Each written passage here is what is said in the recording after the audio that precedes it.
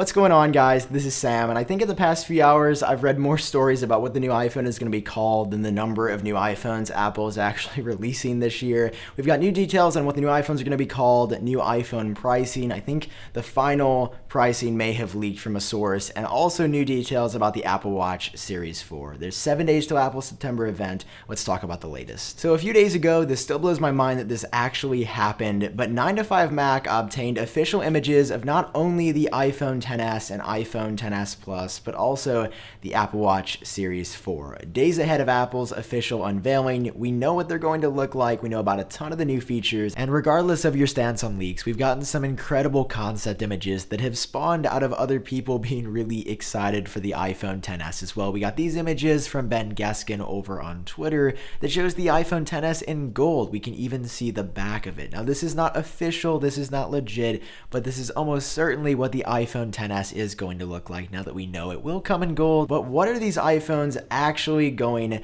to be called? Well, according to not only 9to5Mac, but BGR, another news site as well, the bigger iPhone this year is going to be called the iPhone XS Max. Now, this is really interesting because up until this point, no one at all has been reporting iPhone XS Max. But some sources now saying Apple's not going to call the iPhone XS big version the iPhone XS Plus. Apple is going to be dropping the Plus name maybe once and for all. Maybe they bring it back again. But at least for this year in 2018, we're looking at iPhone XS for the 5.8-inch OLED iPhone and iPhone XS Max, like a Nike shoe, for the iPhone XS Plus or the 6.5-inch OLED model. All right, so that's a move sort of out of left field from Apple. I definitely wasn't expecting to hear Max in Apple's product naming lineup pretty much ever, but what about the 6.1-inch LCD iPhone? This is something that's really been driving me crazy, something that I can't figure out. iPhone XS makes sense to me. iPhone XS Max, I can fly with that. Like, it sounds okay.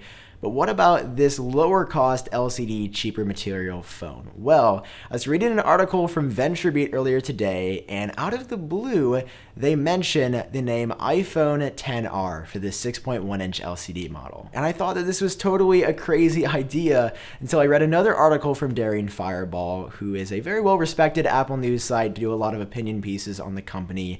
And they say that a source has confirmed to them that the name of the 6.1-inch LCD iPhone is going to be, quote, surprising. I was calling it the iPhone 9 for the longest time. The author of the article, John Gruber, who has a really good track record, said that, yeah, iPhone 9 is also what he expected, but iPhone 9 wouldn't be surprising, where something like iPhone XR would it be surprising. So at this point, I want to hear your thoughts down below. Would you buy a product named iPhone XR? Which iPhone are you planning to pick up? Does this naming make any sense to you? Honestly, I'm a little bit confused myself. XR sounds like a stretch.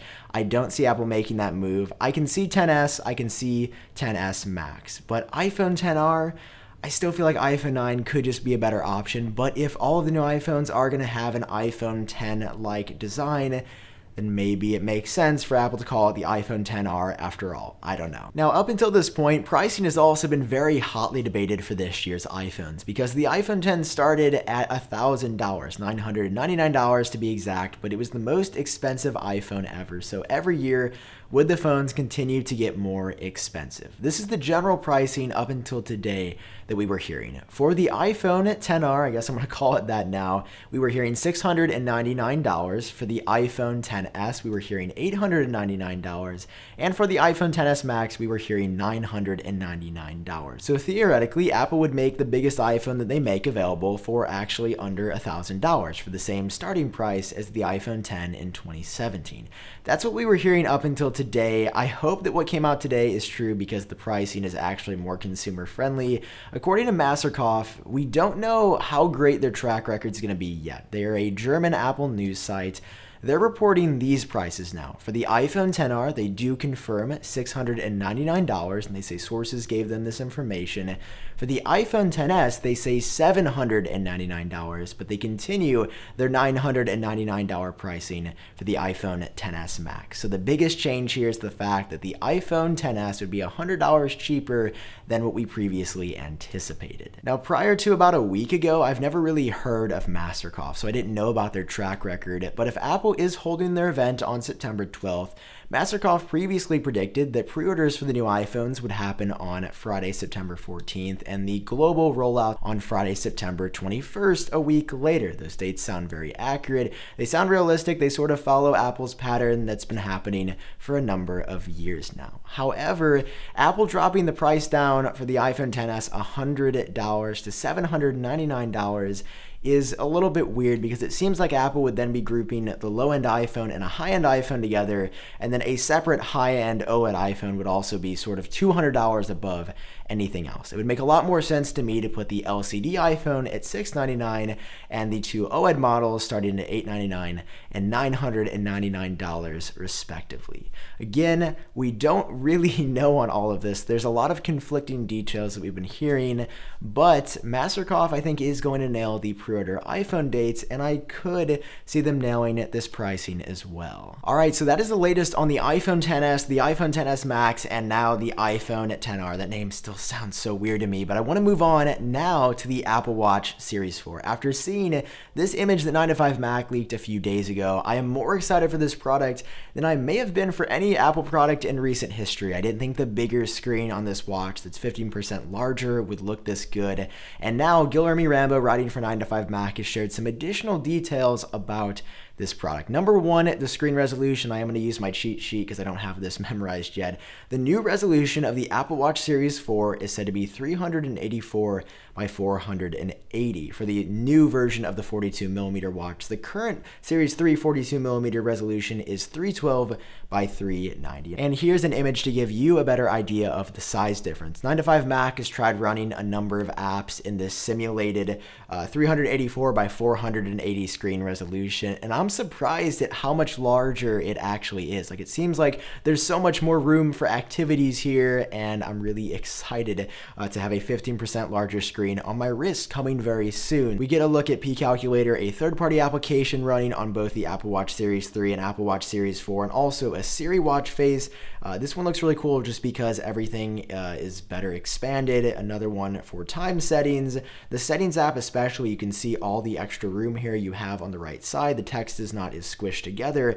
And finally, the one that sells me on wanting this Apple Watch Series 4 is the astronomy watch face. Look at how much bigger the Earth is here. I did not think that 15% larger would make that big of a difference, but after seeing these images, I am 100% sold. I am 100% in on getting the Apple Watch Series 4. The screen upgrade by itself, I think, could very well warrant an upgrade no matter what watch you already have. And on top of sharing these images of the Apple Watch Series 3 and Apple Watch Series 4 screen comparisons, they also share some other details about the Apple Watch Series 4, like the fact that there are going to be new, maybe exclusive, it doesn't really say, but at least new watch faces that take advantage of the new screen on the Apple Watch Series 4, and also, just like you can see in this leaked image right here, new complications that are going to take advantage of the larger screen. I think there's 8 complications running in this image right now. Hopefully that means we will be seeing a pretty nice processor upgrade as well, but these are the latest details on the Apple Watch Series 4. And the last story I want to share is actually already about the 2019 iPhones. Just a little tidbit, according to Min Chi Kuo, next year's iPhones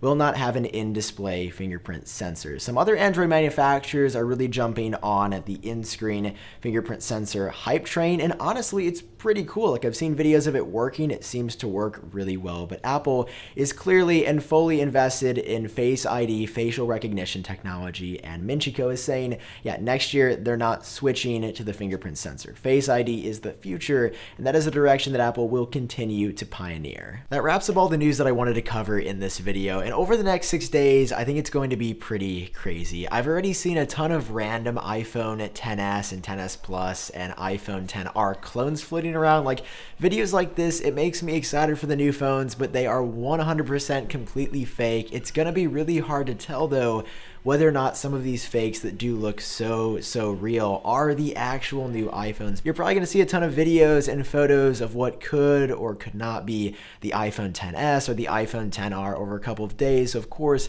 stay tuned here, follow me on Twitter. It's going to be crazy, but it all leads up to Wednesday, September 12th, when Apple's going to walk on stage and they're going to show us everything we've been looking forward to for the past year. So much exciting stuff happening as always. I'm hyped. I cannot wait to continue to share my thoughts and feelings with you. So if you enjoy this kind of stuff, smash that subscribe button down below, smash the comment button, smash that like button. For now, I've been Sam. I hope all of you are doing great, and I will talk to you in my next video.